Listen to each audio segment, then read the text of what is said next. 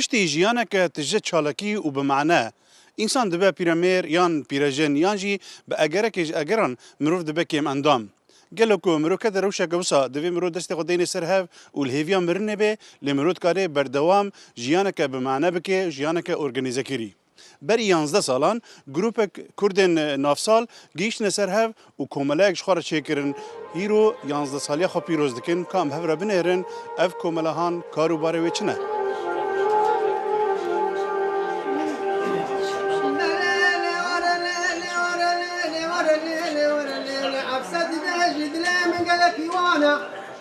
أفسد بيجي دري من قال لك وانا قال خليل كرماني من لولاتي غريبان وغربتي قال لك نخوشه وزير رابم من راخم كتكتين أزبالي فابنا مفالا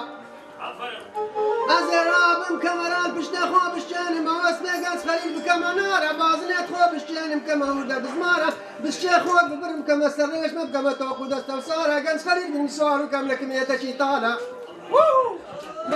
لولاتكي وكا سويد کو بشکی مزن جساله دتاری و سرمایه ده درباز دبه و جبو کو جیانا کسین کم اندام و سالمند دناف 4 دیواران ده درباز نبه پیدوی آوان به جیانه که جواکی یا چالاک هیا بچون و هاتن تفگر خل پیش خستن و چالاکین کلتوری هیا.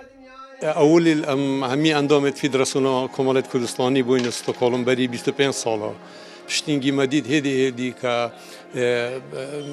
جنو و میرت مال بدی که هدی هر بدون عمر بن و چه جنینم بچنه ما بیر کراوت بیام کمالا که درست کن بری 11 ساله بلا برادر رکفتن که کمالا که درست کن و یا 9 ساله و چیا بیت یا چی خانه نشینا بیتن ام کمالا سالی 2001 دام زرار للاین حمد امینی سراجی و مامۆستا مژدە برادێکی فارس بۆ ئەوەی پیرەکان و پەکەوتەکان لێرە کۆ بنەوانێ و لۆلا دانەنیشن و وەختی خۆیان بەسەر بەرن.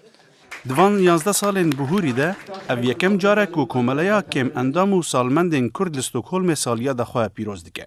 Em komeleyê بۆ ئێمە وەکو ئاوارەکانی کوردستان لە هەموو پارچەکانەوە ئێمە ینی ئەنداممان لە هەموو پارچەکانی کوردستانە لەو کۆمەڵەیە هەیە لە باکوور لە باشوور لە ڕۆژهەڵات لە ڕۆژئاوا بۆ ئێمە ماڵێکی گەورەی ئەو کوردانەیە کە لەو ناوچەیە ئێمە ئەژین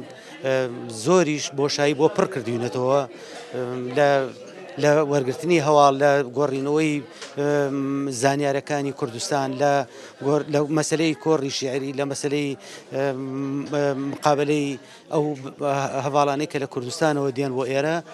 من لە ساڵی 2002 لەم لۆکاڵە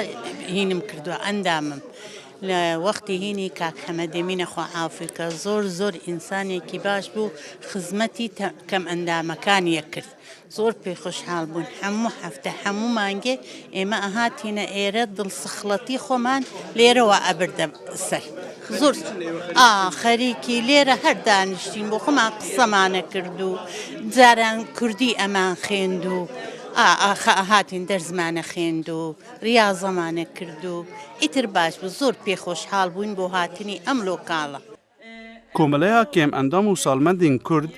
یەکێ ji endamên herî çalak yên Federasyona Komeleyên Kurdistanê li Swêdê û ji ber wê jî di vê saliyadê de şanda federasyonê bejdar bû spasiya rola wan di federasyonê de kir û diyariyeke simbolîk da komeleyê.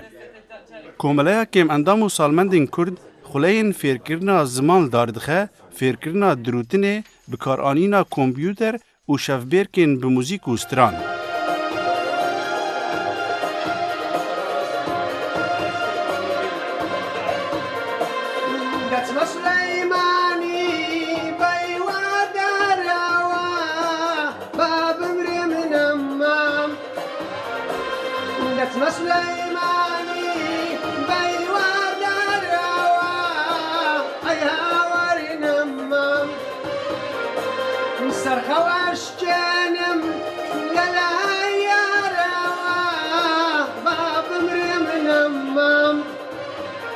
سرخواش جانم ليا روا باب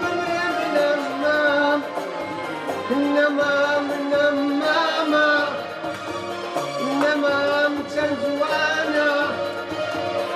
بوشي كردانا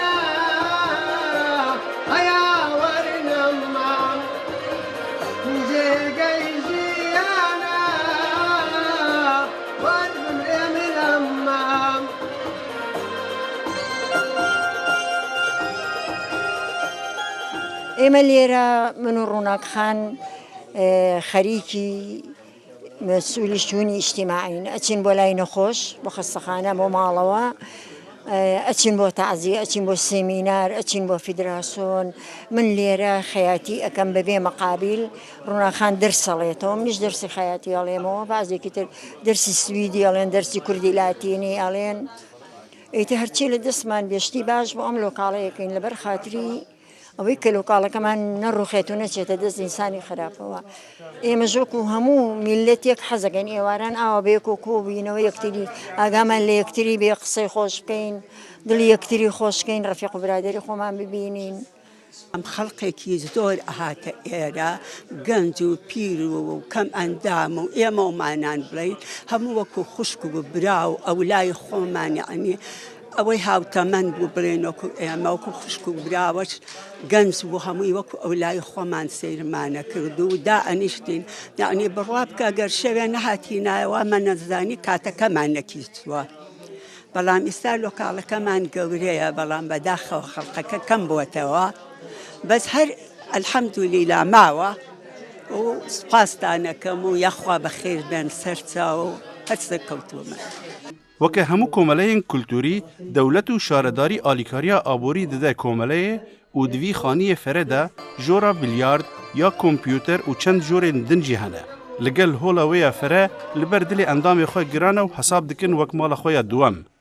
لەڤر نەتەنێ لە هەف دەجڤن هەروەها خزم و کەس و کارێن ئەندامانژی سەردانەوان دکن